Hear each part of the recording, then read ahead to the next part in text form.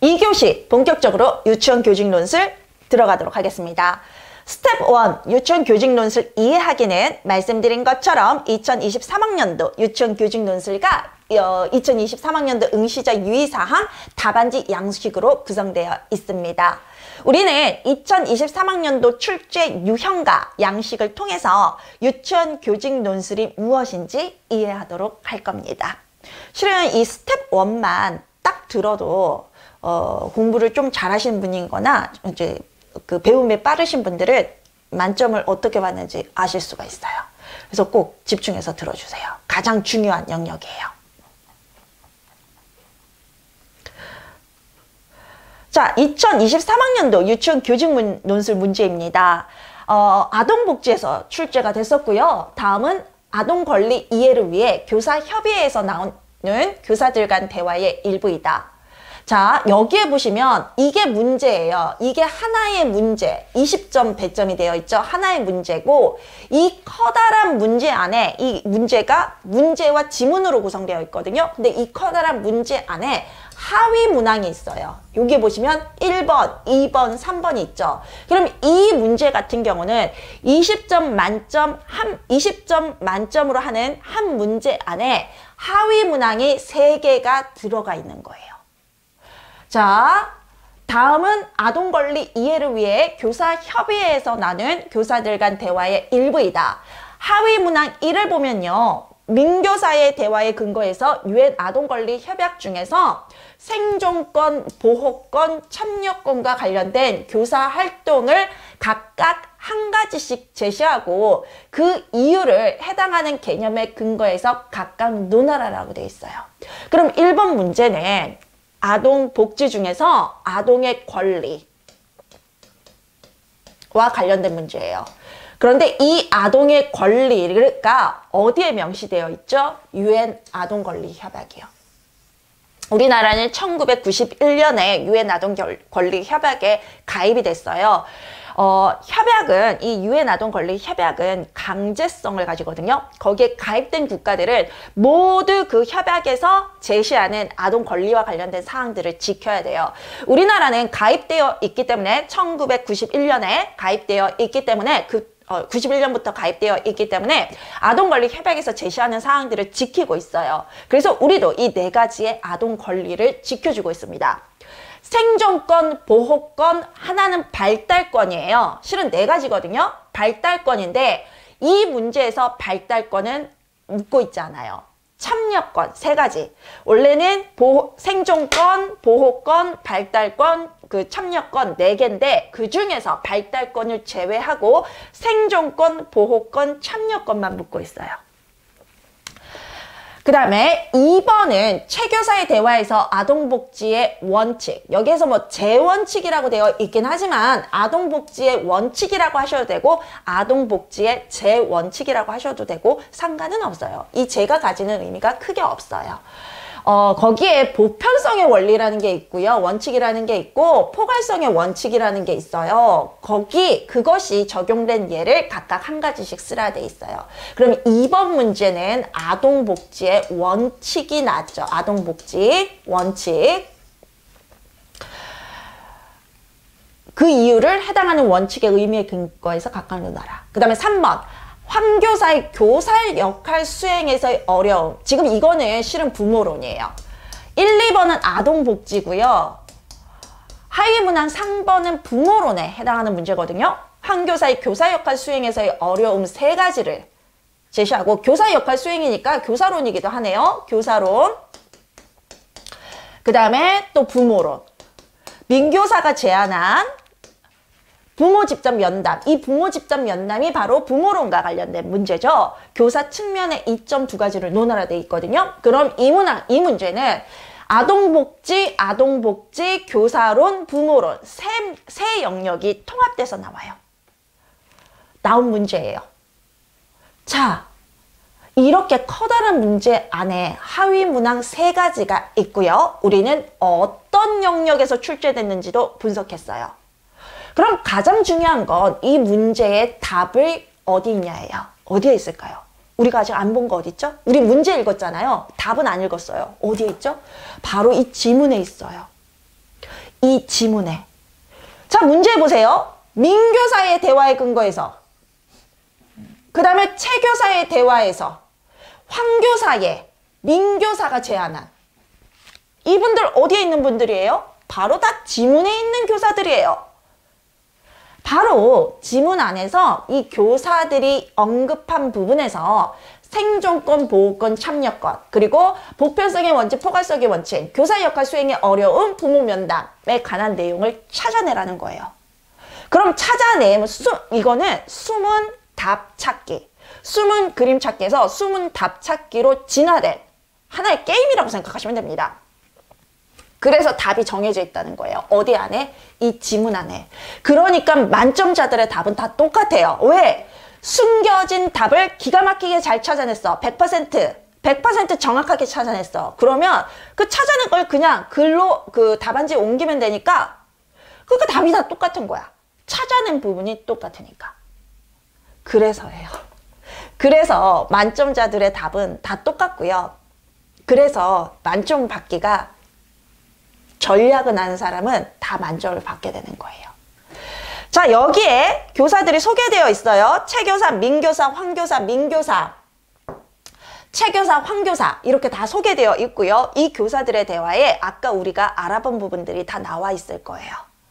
그리고 중요한 게 하나가 더 있네요. 기출문제에 답안 작성 유의사항이 나와 있고요.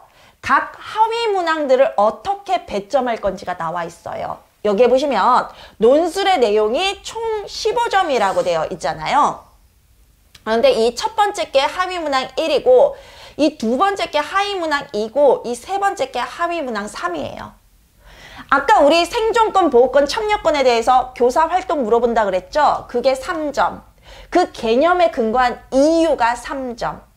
보편성의 원칙, 포괄성의 원칙이 적용된 예 찾아보라 그랬죠? 그게 2점. 그리고 그 원칙의 의미에 근거한 이유가 2점. 그래서 1번 문항은 6점, 2번 문항은 4점이 배점이 된 거예요. 그 다음에 3번 교사 역할 수행의 어려움은 3점. 그 다음에 부모 집단 면담 시 교사 측면의 이점은 2점. 그래서 문항 3번에 배점이 5점이 배점된 거예요. 그래서 논술에 1번, 2번, 3번의 답을 정확하게 쓰시면 당연히 15점은 받습니다. 그러니까 답을 정확하게 찾아냈으면 15점은 그냥 받는 거예요.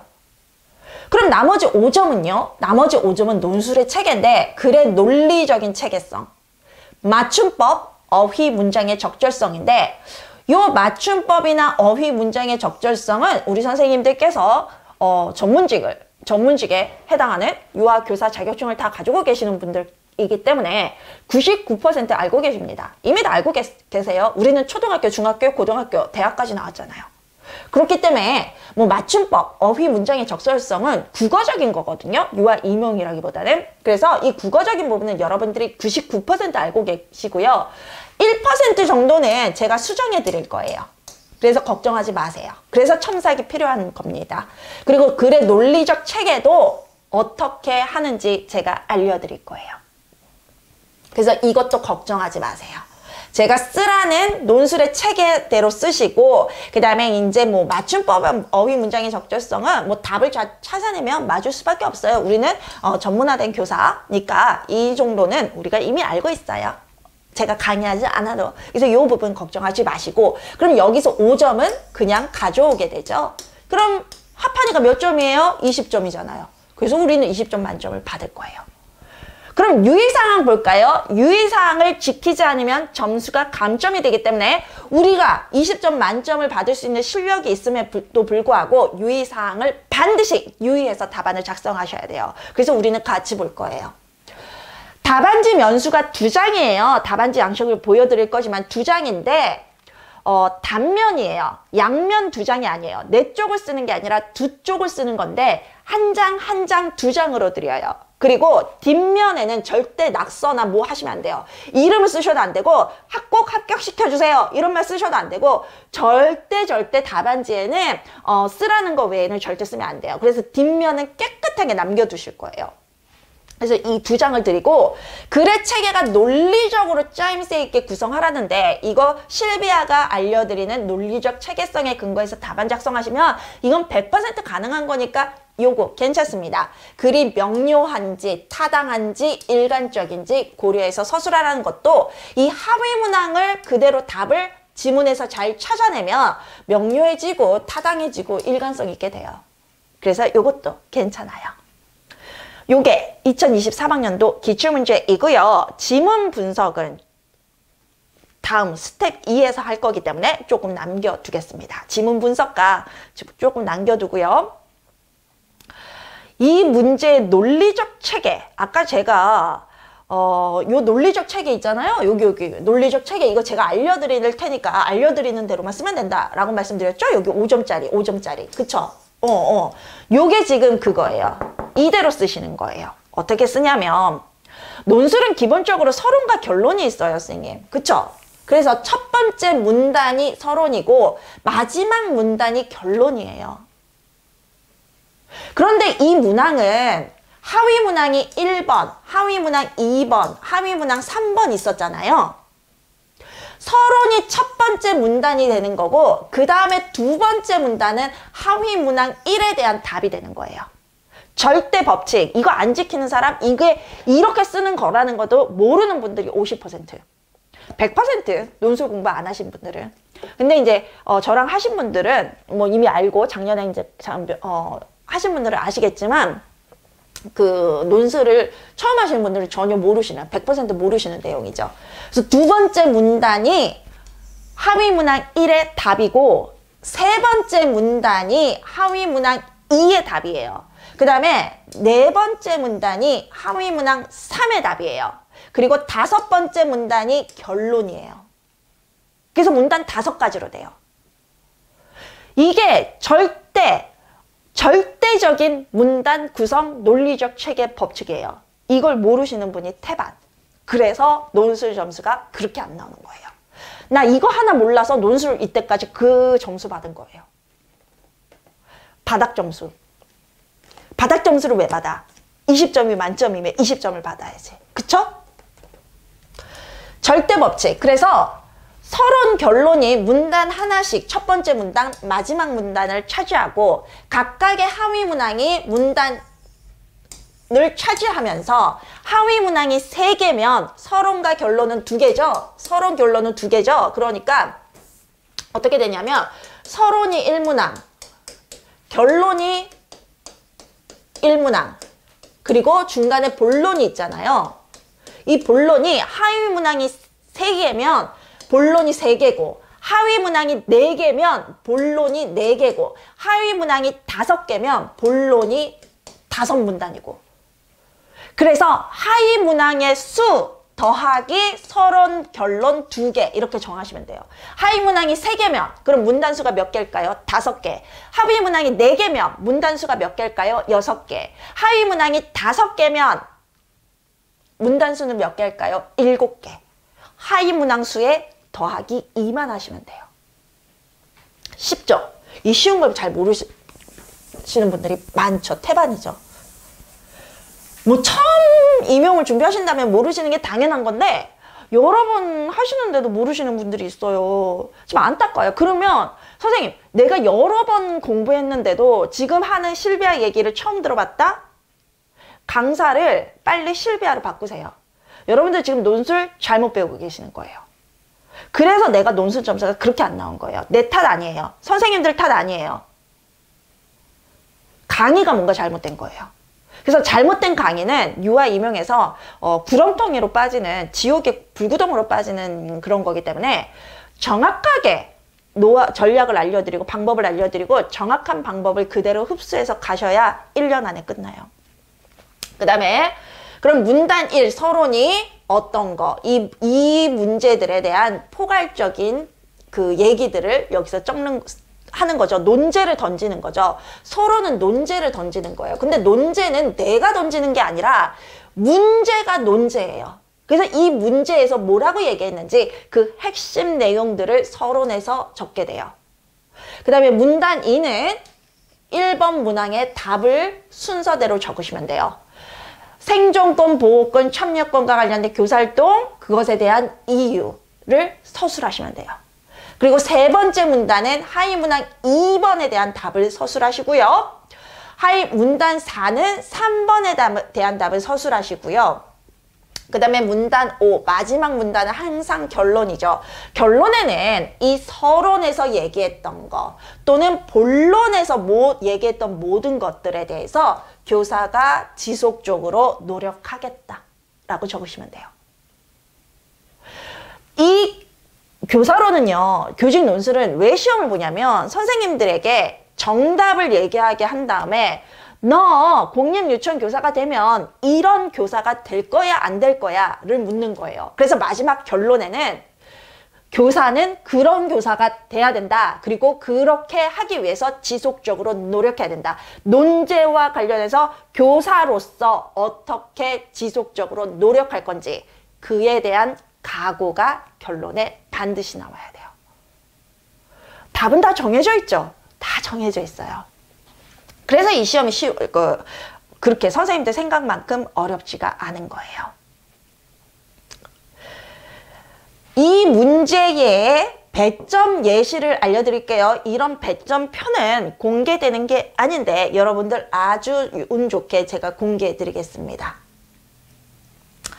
생존권과 관련된 교사활동. 교사활동이 총합 3점이었잖아요. 그럼 생존권과 관련된 교사활동은 1점이고요. 그 이유가 1점이에요. 그래서 생존권과 관련된 최종 점수는 2점이 되는 거예요. 생존권과 관련된. 이 생존권과 관련된 최종 점수는 2점이 되는 거예요. 그리고 보호권과 관련된 교사활동이 1점, 그 이유가 1점, 총합해서 2점. 그리고 참여권과 관련된 교사활동이 1점, 그 이유가 1점, 그리고 최종이 2점. 보편성의 원칙이 적용된 예가 1점, 그리고 그 이유가 1점, 최종 2점. 포괄성의 원칙이 적용된 예가 1점, 그 이유가 1점, 통합해서 2점. 그리고 아까 교사 수행에서의 어려움 3가지 물어봤죠? 각각 하나. 첫째, 우리가 둘째, 셋째라고 서술할 건데요. 이 각각 하나가 1점, 1점, 1점 배점. 그 다음에 부모 면담식 교사 측면의 이점을 2가지 얘기하라 그랬죠. 우리가 또 여기에서 첫째, 둘째 얘기할 건데 이게 각각 1점씩. 그래서 전체가 15점. 그래서 여기 빈칸이 왜 있을까요? 선생님들 답안할 때 선생님들이 총 2점을 받았는지 1점을 받았는지 0점을 받았는지 채점표예요. 선생님들 점수가 여기 들어갈 거예요. 그 다음에 글의 논리적 체계성은요. 서론 결론이 적합한지 논제와 맞는지 그리고 교사의 각오가 명시되어 있는지 그 다음에 답안지 면수에 맞게 서술하라는 건 답안지 2면을 주는데 1면만 냈다. 아 그건 말이 안 되는 거야. 그 다음에 나는 한 장 더 주세요. 3장 낼 거예요. 절대 안 돼. 딱 2장 2면을 지켜야 되는데 1면만 쓰면 안 돼요. 1면에서 넘어가서 2면에서는 그쳐야 돼요. 2면을 꽉 채우지는 못해도 어느 정도 2면을 그래도 반 정도는 채워주셔야 돼요.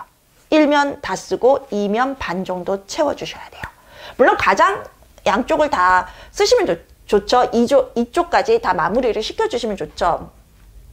근데 우리 교직 논술은 글자 수가 정해져 있지 않기 때문에 다 채우지 않아도 뭐 중간 정도만 채워도 내용상에 빠진 답이 없으면 다 만점을 줘요. 그리고 이제 글자 크기가 다 다르거든요. 저 같은 경우 실비하는 글자 크기를 칸에 딱 맞게 쓰는 편이에요.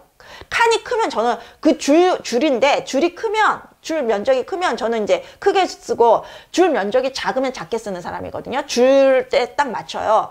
근데 그건 개개인의 차이. 어떤 선생님들은 원래 글씨가 크신 분들이 있고 원래 글씨가 작으신 분들이 있어요. 그럼 글씨가 작으신 분들은 글씨가 크게 쓰신 분들과 같은 내용을 써도 이쪽이 좀 안 채워질 수가 있어요. 그건 괜찮아요. 근데 일쪽만 채워질 정도로 작게 쓰는 경우는요. 그건 좀 본인이 글자를 크게 쓸 수 있도록 노력하셔야 돼요. 그건 안 보이잖아. 눈 아프잖아. 읽는 사람 채점자가 승질나잖아. 안 보이면. 그래서 그 정도로 작게 쓰지는 않아야 돼요. 그래서 어느 정도 합리적으로 글자 크기를 맞춰서 적어도 1쪽 채우고 2쪽의 반까지는 채울 수 있게. 그리고 글자 크기가 큼직큼직 시원시원 하신 분들은 2쪽을 마지막까지 다 채우실 수 있으실 거예요. 근데 결론적으로는 이쪽까지는 어느 정도 서술이 되어 있으면 분량 가지고 그 채점을 하진 않아요. 내용이 다 적혀 있으면. 글자 크기가 다 다르니까. 그리고 명료성, 타당성, 일관성 보는데 이것도 본론에 대한 답을 정확하게 찾으면 이게 다 맞춰질 수밖에 없고, 요거는 국어적인 건데 여러분들이 99% 이미 알고 있다. 1%는 실비아가 수정해 줄 거다. 요렇게. 그래서 총점이 20점이고 여기에다가 하얀 칸에다가 자기 점수를 적어서 나는 최종 20점 나왔다. 요렇게 채점할 수 있도록 배점표가 제시되어 있어요. 모든 문제의 배점표가. 그리고 우리는 지문에서 답 찾기를 할 건데, 여기 다 나와 있네. 알려드려야 되겠네. 제가 지문을 다 분석해 놨어요. 본론 1이 아동의 권리였거든요. 본론 2가 아동복지와 관련된 제반 원칙이에요. 그쵸? 그리고 본론 1의 생존권에 대한 답이 여기 있어요. 민교사가 팬데믹 상황에서 저는 유아들이 바이러스에 감염되지 않으면서 건강하게 생활할 수 있도록 보건과 위생에 더 주의를 기울이고 있어요. 요즘과 같은 상황에서 저는 유아들에게 올바른 마스크 착용 방안에 대해서 수시로 지도하고 있어요. 이 부분이 생존권에 대한 교사의 지도였어요. 지도 활동이었어요. 이거 외에는 없어. 왜? 황교사도 환기와 소독에 주의를 기울이고 있다라고 했는데, 자, 여기서 이거 하신 분들, 황교사의 부분을 답을 하신 분들 왜 답이 안 돼요? 아까 문제에서 민교사의 대화에 근거하라 그랬잖아요. 그래서 황교사의 대화의 답은, 황교사의 그 대사는 답이 될 수 없는 거예요. 이거 교실 환기와 소독도 생존국과 관련된 거 아니야? 이렇게 해서 답을 쓰신 분들 맞았을까요? 틀렸을까요? 틀려요. 왜? 민교사의 대사가 아니라 황교사의 대사잖아요. 민교사의 대사는 여기 있죠. 이거예요. 이거. 이래서 답이 정해져 있다라는 거예요. 그래서 다른 답은 적으시면 안 돼요. 황교사 건 적으면 안 된다는 거야. 민교사의 대화에 근거하라 그랬으니까. 그 다음에 민교사가 얘기하는 보호권이 여기 있어요. 팬데믹 상황에서 바이러스도 문제지만 유아들이 집에 머무는 시간이 많아지면서 인터넷을 더 자주 접하게 되니 인터넷 과의존 문제가 발생할까 봐 걱정이에요. 그래서 저는 유아들과 인터넷 과의존 문제에 대해서 종종 이야기를 나눠요. 이게 보호권이에요. 이거 외에 없어요. 그러니까 답은 정해져 있죠? 그쵸? 그 다음에 본론 1의 참여권 볼게요. 얼마 전에는 유아들에게 인터넷에서 동영상을 보거나 게임을 하는 대신 무슨 놀이를 할지 스스로 선택하게 했더니 유아들은 자기들끼리 의견을 나누면서 다음에 할 놀이를 투표로 정하더라고요. 이게 참여권. 이거 왜 답이 없어요? 그래서 만점 받으신 분들은 이거 정확하게 찾으셨고 정확하게 답안지에 옮겨 쓰셨기 때문에 답이 똑같은 거예요. 아시겠죠? 답은 이거 외에는 존재하지 않아요. 그 다음에 최교사. 우리 최교사의 대사에 근거해서 뭐 하라 그랬어요? 문제에서? 아동복지의 재원칙을 최교사의 대사에 근거하라 그랬죠. 기억나세요? 아동복지 본론 2가 아동복지의 원칙이었잖아요. 그거 최교사의 대사에 근거하라 그랬잖아요. 그럼 여기에 답이 있는 거예요. 첫 번째가 본론 1의 첫째가 보편성의 원칙인데 바로 이거예요. 선생님들도 아시는 바와 같이 2019 개정 누리과정은 국가 수준의 공통성을 가지고 있잖아요. 이게 보편성의 원칙이에요. 모든 아이들을 위한 거. 이거밖에 답이 없어. 이게 답이야. 이거 외에는 답이 안 돼. 그 다음에 포괄성의 원칙은 모든 영역을 다 포괄하라는 거예요. 다 포함하라. 한 가지 영역만 주는 건 아동복지가 아니다. 모든 영역을 다 포함해야 된다. 그게 포괄성이다.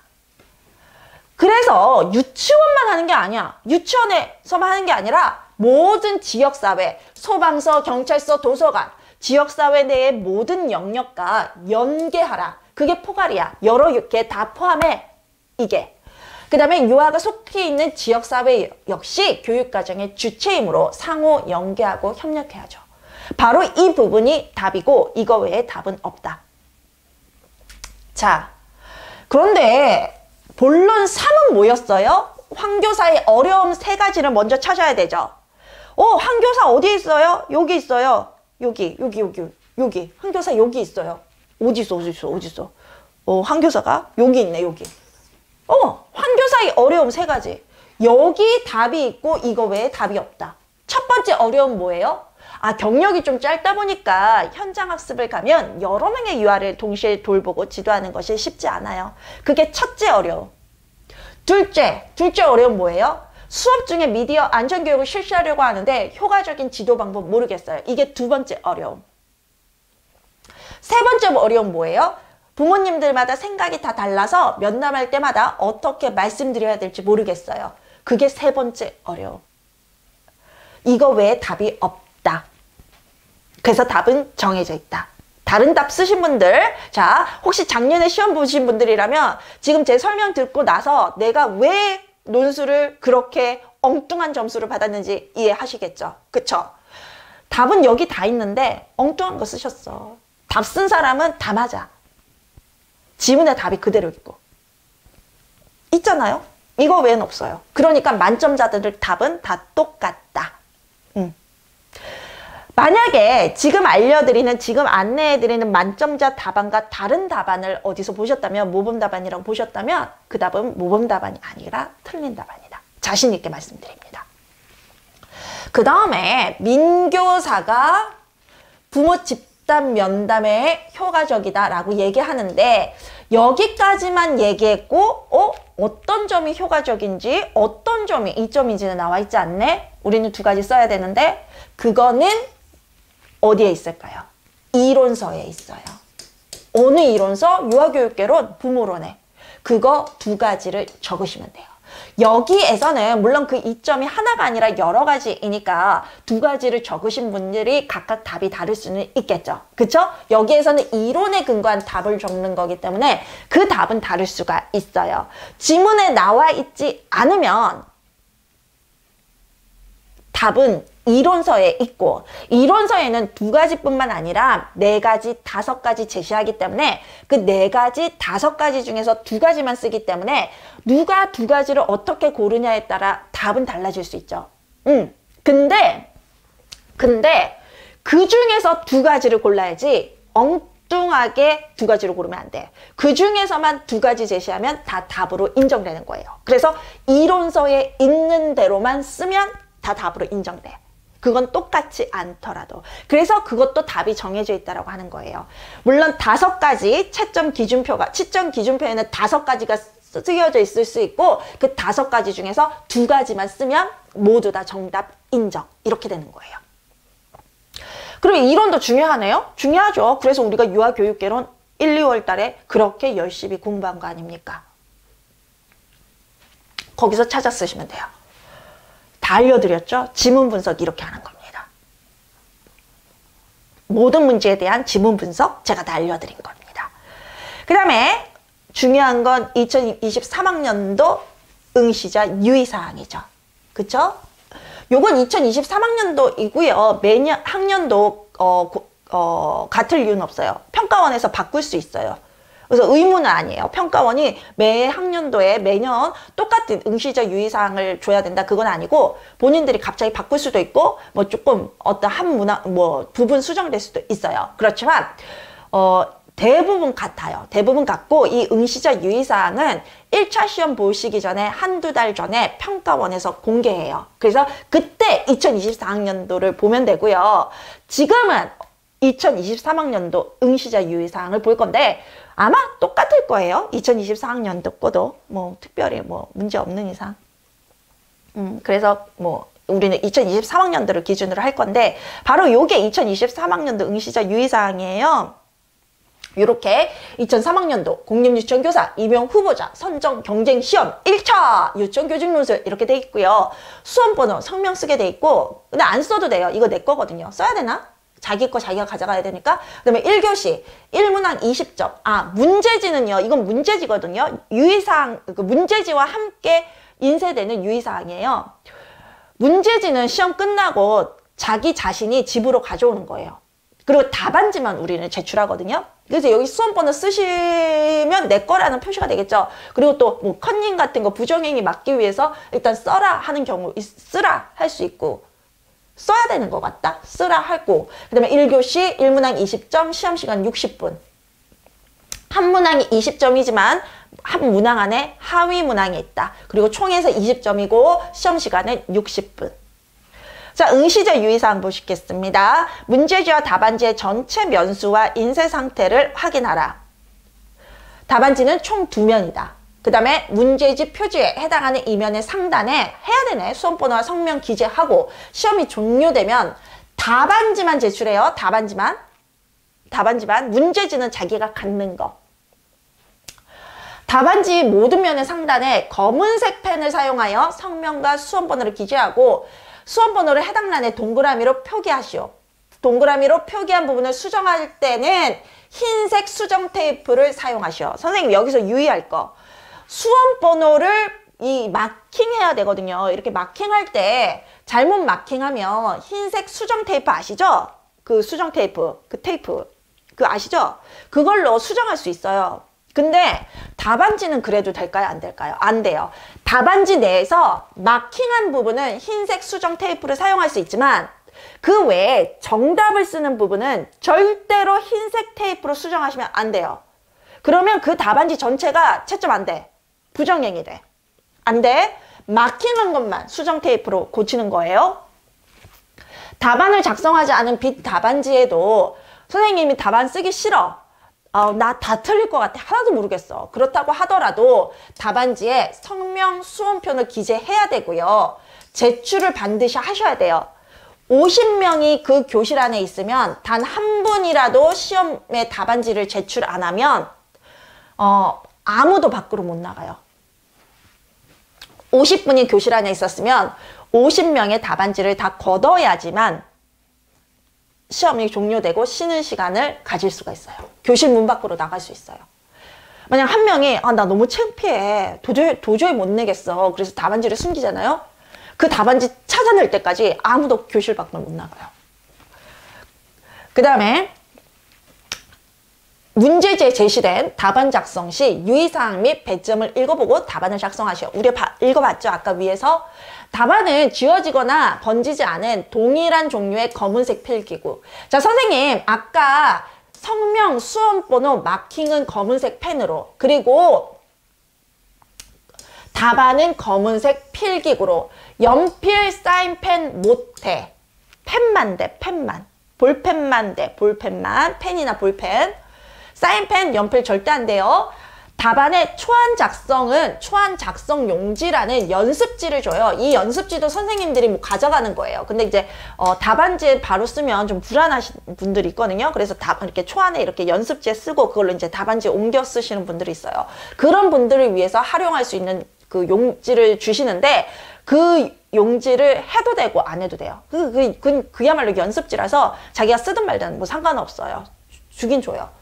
그래서 바로 답안, 저 같은 경우는 연습지에 안 쓰고 바로 답안을 옮겨 쓰거든요. 지문 보고 답 써요. 왜? 저는 지문 분석을 다 한 다음에 지문에서 답을 다 찾고 그 답을 그냥 옮겨 쓰거든요. 그러니까 연습지가 저는 필요 없더라고요. 그래서 논술을 60분 안에 완벽하게 쓸 수 있는 거죠. 그래서 처음에 초안에다가 답안 다 작성하고 막 울고 나오신 분들 있어. 연습지에 답을 다 구구절절 적다 보니까 답안지 옮겨 적지를 못한 거야. 60분 안에. 그럼 어떻게 될까? 답안지 채점 안 돼. 연습지는 아예 받지도 않거든. 그런 분들이 있어요. 답안지 옮겨 적지 못해서 점수 못 받는 분들. 논술은 60분이니까 주의하셔야 돼요. 많은 시간은 아니에요. 딱 정확한 시간이에요. 답안지의 하위 문항의 번호 또는 기호와 함께 답안을 작성하라 되어 있고요. 문항의 내용은 필요한 경우에만 일부 활용하여 작성하라 되어 있고, 문항에 대한 답안 내용 이외의 것을 1절 표시하지 말라 되어 있고요. 일반적인 글쓰기 전략본은 사용이 가능하다 되어 있습니다. 문항에서 요구하는 내용의 가지수가 제한되어 있는 경우 요구한 가지수까지의 내용만 답안으로 되어 있다.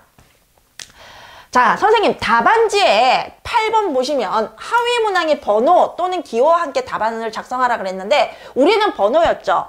하위 문항 1, 하위 문항 2, 하위 문항 3이었잖아요. 이 번호를 쓰고 답안 작성하게 돼 있어요. 그 외에 다른 번호는 1절 안 써요. 그 다음에 문항의 내용, 하위 문항의 내용은 필요한 경우에만 일부 활용할 수 있지 그대로 베끼는 건 아닙니다. 그 다음에 답안 내용 이외에 밑줄 기호는 쓰지 마세요. 하위 문항 번호 외에 그 외의 번호는 하나도 안 써요. 그 다음에 네 가지, 아까 세 가지 쓰라 그랬잖아요. 세 가지 쓰라 그러면 세 가지까지만 답안으로 인정되고요. 네 가지, 다섯 가지 적으신 경우 이거 아예 보지도 않아요. 뭐 첫째, 둘째, 셋째만 적으라 그랬어. 근데 이 선생님이 첫째, 둘째, 셋째 나 알고 있는 거 더 있는 거야. 넷째, 다섯째 썼어. 답으로 채점이 될까 안 될까? 여기는 읽어보지도 않아. 네 번째, 다섯째는. 요것만 읽어보고 맞는지 채점해. 근데 이게 요가 가지수보다 더 제시하는 게 불가능한 게 아까 답이 정해져 있었잖아. 그쵸? 정해져 있었는데 넷째, 다섯째는 왜 나와? 그래서 나올 수가 없는 거예요. 답안을 수정할 때는 두 줄을 긋고 수정하라 돼 있는데 아까 제가 답안은 수정 테이프 쓰면 안 된다고 말씀드렸죠. 여기 수정할 수 없다라고 돼 있어요. 그래서 밑 두 줄을 그냥 긋고 바로 쓰시면 돼요. 그래서 내가 여기 틀렸어. 그럼 두 줄 긋고 이 뒤에 그냥 쓰시면 돼요. 수정 테이프, 수정액 절대 안 돼요. 답안지 채점 자체가 안 돼요. 그렇게 되면. 답안지 교체가 필요할 경우에는 교체는 해주는데 작성 시간 고려하세요. 자, 교체했잖아요. 그럼 보고 쓰라고 해주시는 분들이 있어요. 그래서 다 보고 쓰라고 베꼈을 때까지 기다려주시는 분이 있는데 어떤 분들은 그냥 바로 교환해요. 막 교환해서 그냥 가져가 버려요. 그래서 이제 연습지에 옮겨놓는 분도 그래서 계시긴 해요. 근데 주의하셔야 될 거는 한 번 답안지를 바꾸잖아요. 그럼 다시 바꿀 수 없어요. 그러니까 한마디로 새 걸로는 계속 바꿀 수는 있지만 옛날에 썼던 그 전에 썼던 걸 그냥 낼게요. 그거 안 되는 거예요. 만약에 바꿨으면 바꾼 거를 내게 되는 거고 바꿔진 첫 번째 썼던 거는 그냥 그분이 가져가세요. 그래서 폐기 뭐 시키든 뭐 어떻게 하시는 거거든요. 그래서 채점을 답안지를 일단 교환하면 그 이전 답안지는 인정되지 않는다. 그거 알고 계셔야 돼요. 그리고 정해진 시간 안에 쓸 수 있을 때 교체를 하셔야 되는 거고 밑줄 두 줄을 그을 수 있으니까 답안지 교체는 가능하면 안 하는 게 좋죠. 시험 종료 전까지 답안 작성 완료해야 되고요. 시험 종료 후에 답안 작성은 부정행위예요. 절대 그러시면 안 돼요. 시험 보시고 나면 항의하시는 분들 되게 많아요. 저 쉬는 시간까지 왜 답안 작성하고 있냐고. 저분 잘못됐다 이렇게 하시는 경우 있어요. 절대 종이 땡 울리면 바로 손을 놔야 돼요. 안 그러면 부정행위입니다. 다음에 해당하는 답안 채점되지 않아요. 이거 가장 중요하죠. 답안란 이외의 공간에 작성한 거, 내용이 지워지거나 번지는 등 식별이 불가능한 거, 연필로 작성한 부분 및 수정 테이프나 수정액을 사용하여 수정한 부분, 개인정보를 노출 또는 암시하는 표시가 있는 답안지 전체, 위의 사항을 위반하여 작성한 답안은 채점 시 불이익을 받을 수 있으니 유의하라. 불이익 정도가 아니라 요 네 가지에 해당하는 경우이잖아요. 답안이 채점되지 않으니까. 그 다음에 개인정보 노출하거나 암시하잖아요. 답안지 전체가 절대 안 되는 거예요. 부정행위는 하지 맙시다. 우리는 당당히 실력으로 합격할 겁니다. 자, 선생님 가장 중요한 거 밑에 나와 있네요. 시험이 시작되기 전에 표지를 넘기지 마시오. 그럼 답안지 양식 한번 볼까요? 요거예요, 요거. 요게 1면이고요. 요게 2면이거든요. 색깔이 달라요.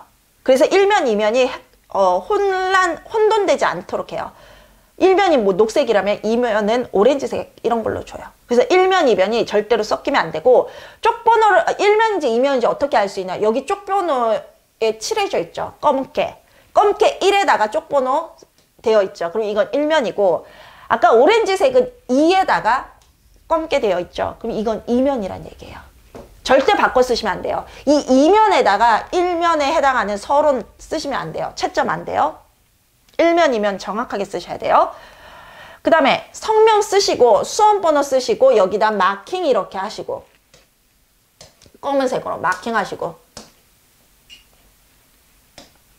검은색으로 하랬죠? 검은색으로 이렇게 마킹.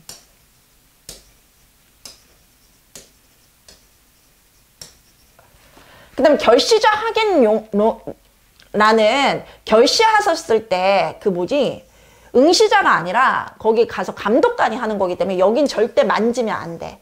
난 결시 안 할 거잖아. 그쵸? 그 참석하신 분들도 여기 절대 만지지 마세요. 이건 감독관. 이것도 감독관이 확인란. 여기는 선생님들을 위한 게 아니에요. 여기는 감독관을 위한 거. 자, 여기 유의사항 조금 나와 있죠? 수험번호는 검은색 펜을 이용하여 이런 동그라미로 표기하라. 답안은 지워지거나 번지지 않는 동일한 종류의 검은색 펜을 사용하여 작성하라. 그 다음에 연필로 작성한 부분, 수정 테이프를 사용하여 수정한 부분, 문항별 답안란 이외의 부분에 작성한 답안은 채점하지 않은 유의하라. 여기에도 조금 유의사항 나와 있고, 답안 작성 어디다 하냐? 요 밑에. 줄이에요, 줄. 과거에는 몇 년 전에는 원고지 형식이었거든요. 이제 원고지 형식이 아니라 줄로 다 바뀌었어요. 이렇게. 견본이라고 돼 있죠? 원본.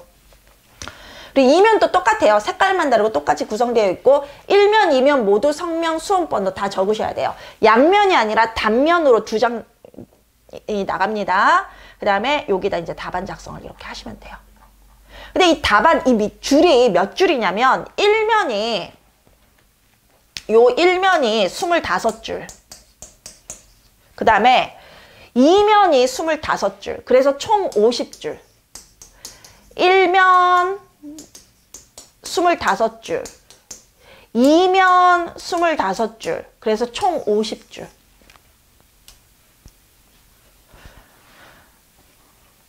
저는 보통 50줄을 다 쓰더라고요. 그냥 그걸 그렇게 되더라고요.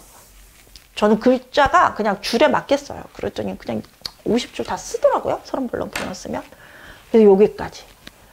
만점자 답안 어딨냐고요? 스텝 2에 있습니다.